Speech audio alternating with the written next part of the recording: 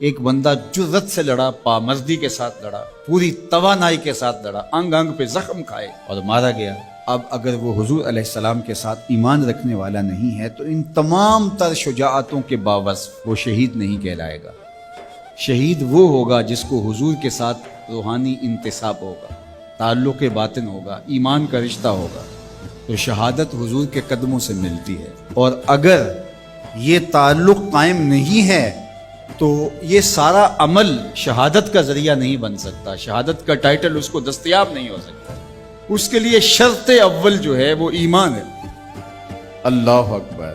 تو جس شہید کو حضور پر ایمان لانے کے نتیجے میں شہادت نصیب ہوتی ہے اور وہ مردہ نہیں زندہ کہلاتا ہے، اور قرآن کہتا ہے کہ اسے مردہ کہنا بھی نہیں، مردہ گمان بھی نہیں کرنا، تو مجھے بتاؤ جس نبی کے قدموں کے صدقے سے یہ شہادت نصیب ہوئی، اس نبی کی اپنی حیات طیبہ کا عالم کیا ہو، اپنی زندگی کا عالم کیا ہو۔ حضرت ابو درداء رضی اللہ تعالیٰ عنہ فرماتے ہیں کہ حضور علیہ السلام نے فرمایا کہ جمعے کے دن کثرت کے ساتھ میرے اوپر درود پڑھا کرو، یہ یوم مشہود ہے، اس دن فرشتے حاضر ہوتے ہیں اور یہ تمہارا درود میرے اوپر پیش کیا جاتا ہے۔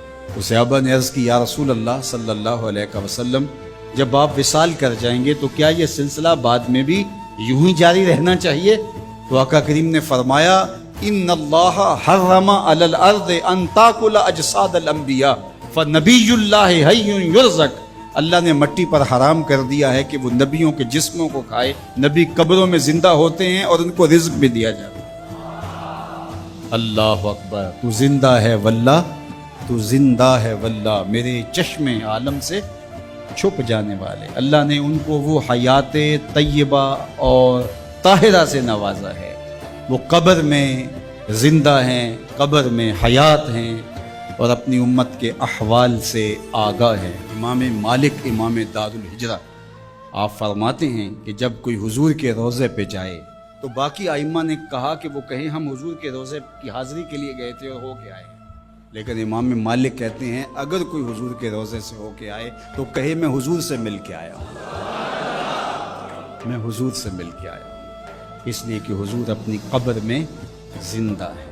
حضور نے ارشاد فرمایا قرب قیامت میں جب حضرت عیسیٰ آئیں گے اور حضرت عیسیٰ علیہ السلام آئیں گے اور پھر دین کی تنفیذ ہوگی، خنزیر کو قتل کریں گے، شراب ختم کر دی جائے گی، صلیب کا نشان توڑ دیں گے، کفر مٹ جائے گا، اسلام کا جھنڈا کائنات کی ایک ایک چھت کے اوپر لہرا رہا ہوگا۔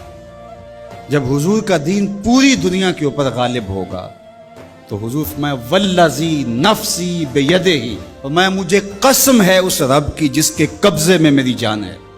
جب حضرت عیسیٰ یہ سب کچھ کر چکے ہوں گے تو پھر وہ میری قبر پہ حاضری دینے کے لیے آئیں گے۔ اللہ اکبر۔ جب میدان میں بھیجا جاتا ہے کمانڈر کو تو وہ سارا کام کرنے کے بعد پھر ہیڈ کوارٹر میں آ کے جو ہے وہ اپنے سپریم لیڈر کو سلوٹ کرتا ہے کہ جناب جو مشن سونپا گیا تھا وہ کر آیا۔ حضرت عیسیٰ سب کچھ کرنے کے بعد ثم لئن قام علی قبری، فرمایا پھر وہ آ کے میری قبر پہ کھڑے ہوں گے اور پھر کیا کہیں گے یا محمد صلی اللہ علیہ وسلم، مجھے یا محمد کہہ کے مخاطبت کریں گے۔ میرے حضور نے کیا کہا لَأَجِیبَنَّهُ، لوگوں سن لو میں قبر سے حضرت عیسیٰ کو جواب دوں گا، تو زندہ ہے واللہ، تو زندہ ہے واللہ، میرے چشم عالم سے چھپ جانے والے۔